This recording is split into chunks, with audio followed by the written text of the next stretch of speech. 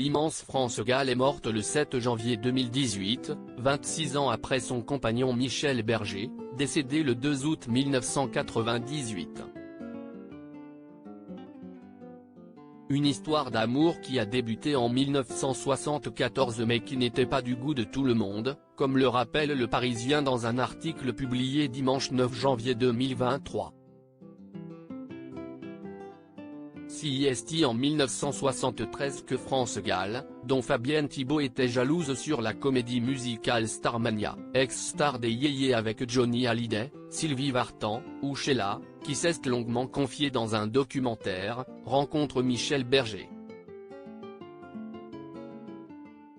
L'auteur-compositeur de talent, qui a eu 3 amours dans sa vie, a notamment collaboré avec Françoise Hardy, dont la santé décline malheureusement. Sa carrière est alors au point mort et elle ne sait même pas si elle va continuer le métier. C'est le titre de Michel Berger Attends-moi, qui donne à France Gall l'envie de rechanter. Il y avait une vraie fraîche, une modernité. On sentait une gaieté, mais aussi une sensibilité, une façon très simple de dire les choses.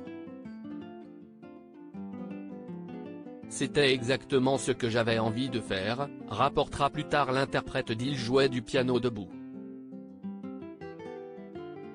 Une rencontre hasardeuse mais il n'est pas encore question d'histoire d'amour pour autant, Michel Berger n'aimant pas spécialement les chansons de France Gall qui ont fait son succès dans les années 60.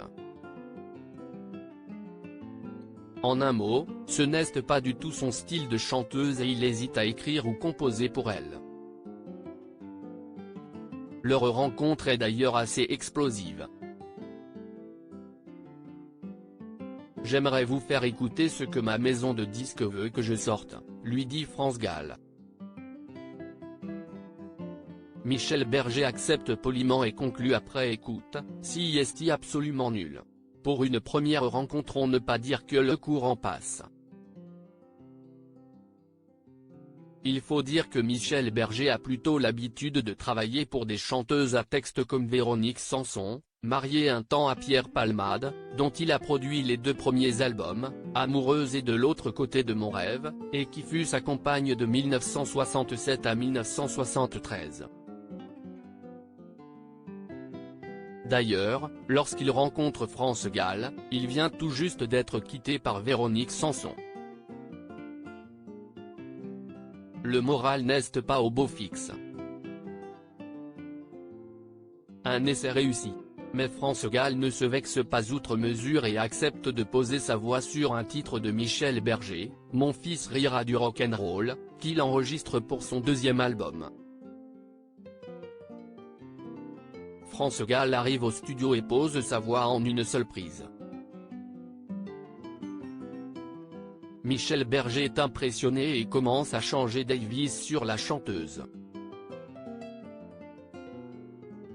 Bien plus tard, lors d'une émission de télévision, l'auteur-compositeur avouera « Je fais une musique très spéciale avec un balancement dans les mots assez particulier, et il y a très peu de gens qui peuvent le chanter, elle est tellement fantastique ». La mayonnaise artistique commence à prendre et Michel Berger écrit et compose un premier titre pour France Gall en 1974, La déclaration d'amour.